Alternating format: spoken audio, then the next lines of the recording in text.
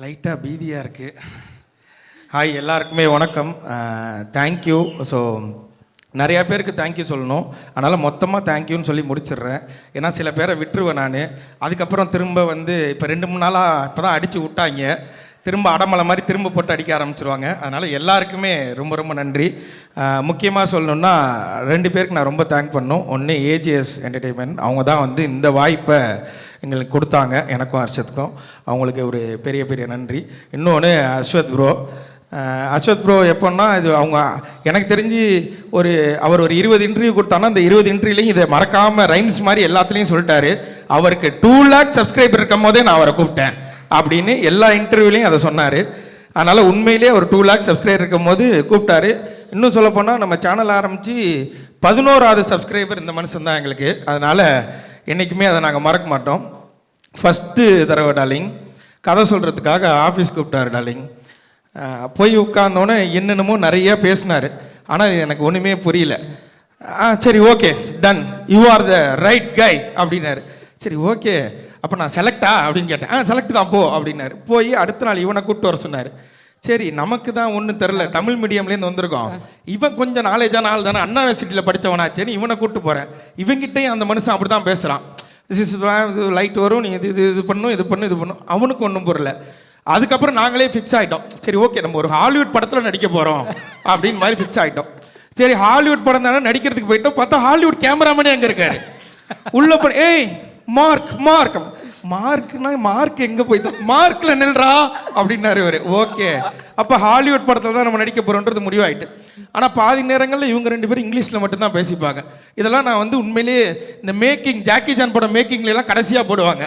ஒரு கேமராமேனும் ஒரு டேரக்டரும் இங்கிலீஷில் பேசுறதெல்லாம். இதெல்லாம் நான் பார்க்கும்போது ரொம்பயிலே இவன்கிட்ட சொல்லுவேன், நிறைய பேசுகிறாங்கடா, ஆனால் ஒன்றும் புரியலடா. அவங்க பேசிப்பாங்க. ஆனால் சரி, இது சொல்லாமான்னு தெரில. பல நேரங்களில் நிக்கேத் ப்ரோ சார்ஜ் எடுத்துட்டாருன்னா எங்களுக்கெல்லாம் பீதி ஆகிடும். அது நான் பரவாயில்ல, சில நேரத்தில் பிரதீப் ப்ரோக்கே அது பீதி ஆகிடும். பீதி ஆகிடுச்சுன்னா அவர் கொஞ்ச நேரத்தில் அவர் என்ன பேசுகிறாருன்னு அவருக்கு புரியாது. ஆனால் அவருக்கு ஒரு மல்டி பர்சனாலிட்டி இருக்குன்றதை நான் கண்டுபிடிச்சிட்டோம்.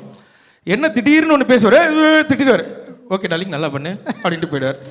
இப்போ இந்த மனுஷன் அதுக்கப்புறம் உங்களை இல்லை அவங்கள அப்படிம்பாங்க. சரி, அவங்கள வேற யாரையோ சொல்லியிருக்காரு அப்படின்னா அவங்கள்ட்ட போய் சொல்லுவார், உங்களை இல்லை, நீங்கள் லைட்லாம் கரெக்டாக தான் வச்சுங்க, இவனுங்கள தான் சரியாக நடிக்கலை அப்படின்ட்டு போயிடுவார். ஸோ இந்த படம் உண்மையிலே ஆரம்பித்தது ஒரு மாதிரி ஜாலியாக ஆரம்பிச்சது. முடியும் போது ஏண்டா முடியுது அப்படின்னு இருந்தது.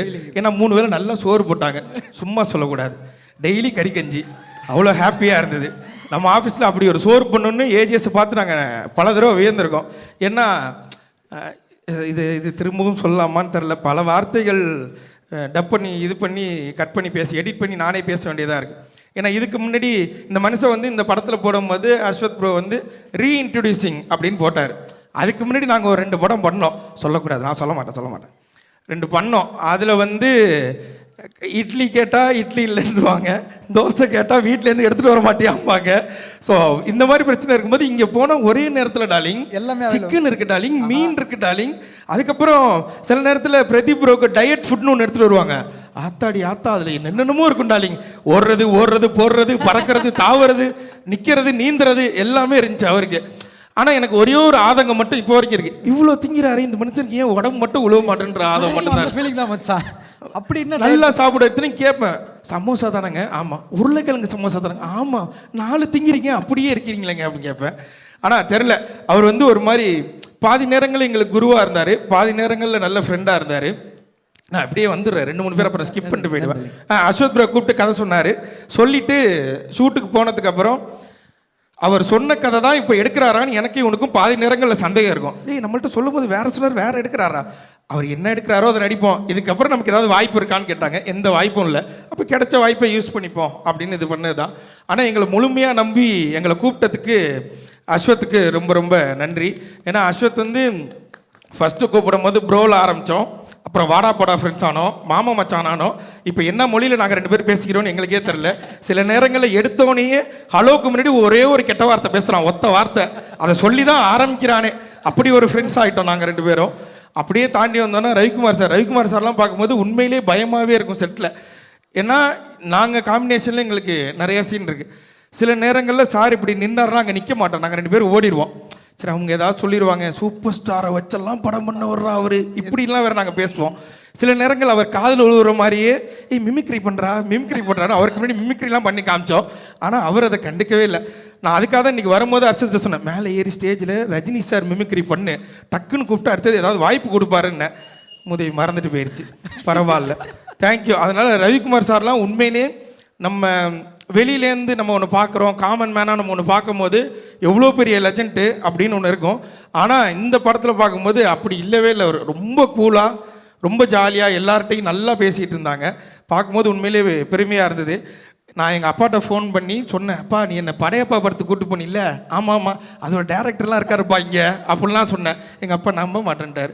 அவர்கிட்ட நான் கடைசியாக ஒரு ஃபோட்டோ எடுத்துக்கணும், இந்த ஸ்டேஜை சாக்கா வச்சு கேட்டுக்கிறேன், சார் எனக்கு ஒரு ஃபோட்டோ மட்டும் கொடுத்துருங்க. எங்கள் அப்பா இன்னமும் நம்பலை.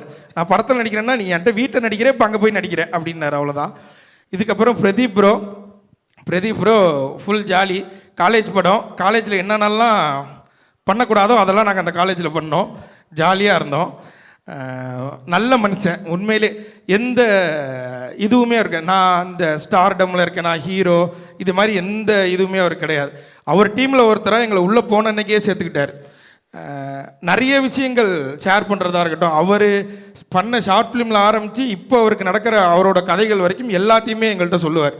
அதுமாதிரி எங்களுக்கு ஏதாவது ஒன்று, இது தலைவா, இது என்ன பண்ணலாம், இது என்ன பண்ணலான்னா இதை இப்போ பண்ணிடாதீங்க, இது கரெக்டான க்ரோத்தாக இருக்காது, இதை பண்ணதுக்கப்புறம் தான் நீங்கள் இதை பண்ணணும் இப்படின்ற மாதிரி எங்களுக்கு ஒரு பயனியராக நின்று, அதுவும் எங்களுக்கு முன்னாடி இருந்த ஒரு யூடியூபராக அவரை நாங்கள் ஃபீல் பண்ணோம்.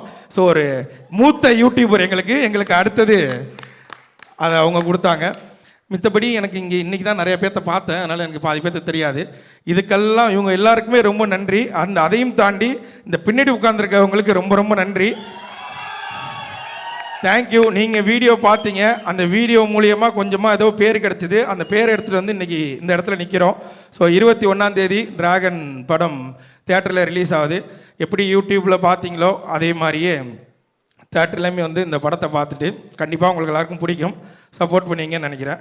நன்றி, thank you darling. Thank you darling. But இன்ஸ்டாவில் ஒரு ஸ்டோரி அப்போ போட்டிருந்தார் இயக்குனர், இந்த மாதிரி இந்த வருஷத்தோட பெஸ்ட்டு நடந்த விஷயங்கள் அப்படின்னு சொல்லி நிறைய விஷயங்கள் கோட் பண்ணுறப்போ ஒரு தடவை உங்களை கோட் பண்ணி ஏதோ ஒரு ஸ்டோரி போட்டிருந்தார். அதை பார்க்கும்போது அவ்வளோ சந்தோஷமாக இருந்தது.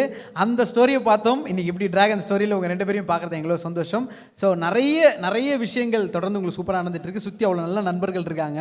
ஒரே ஒரு கேள்வி, லைஃப்பில் ஃப்ரெண்ட்ஷிப் எவ்வளோ முக்கியமாக எங்களோட டார்லிங் பார்க்குறாரு அப்படின்றது மட்டும் சொல்லணும், இப்படி இந்த மேடை வந்து நிற்கிறதுக்கு. ஏன்னா படத்துலையும் அவ்வளோ சூப்பராக சக்ஸஸ் தேடி போகிற ஒரு ஃப்ரெண்டு, இப்போ ஒரு சம்பளம் காசு இல்லைனா கூட ஏன்டா எங்ககிட்ட வாங்கி கொடுக்குறன்ற அளவுக்கு ஒரு நல்ல நண்பராக இருக்கீங்க. ஸோ நட்பை எங்கள் விஜய் சித்து எப்படி பார்க்குறாரு? அந்த ஃப்ரெண்ட்ஷிப் தான் இங்கே நிப்பாட்டி இருக்கு. அந்த ஃப்ரெண்ட்ஷிப் தான் எனக்கு விக்னேஷ்காந்தை மீட் பண்ண வச்சுது. அந்த ஃப்ரெண்ட்ஷிப் தான் என்னை இவ்வளோ தூரம் கொண்டு வந்தது. இவ்வளோ பேர் வீடியோ பார்த்த ஃப்ரெண்ட்ஷிப் தான் இதை என்னை இவ்வளோ தூரம் வளர்த்து விட்டது. அதே மாதிரி படத்துலையும் என்னோடய கேரக்டர் பேர் அன்பு. நானும் பிரதீப் ப்ரோவும் வந்து பயங்கரமான ஒரு, அந்த காலத்தில் ஒரு சூர்யா தேவா அப்படின்னோன்னா அடுத்த காலத்தில் இந்த அன்பும், பேர்லாம் ரிவீல் பண்ணலாமா? சொல்லக்கூடாதா? என்ன அங்கேயும் மிரட்டுற, நீ வெளில வாடி.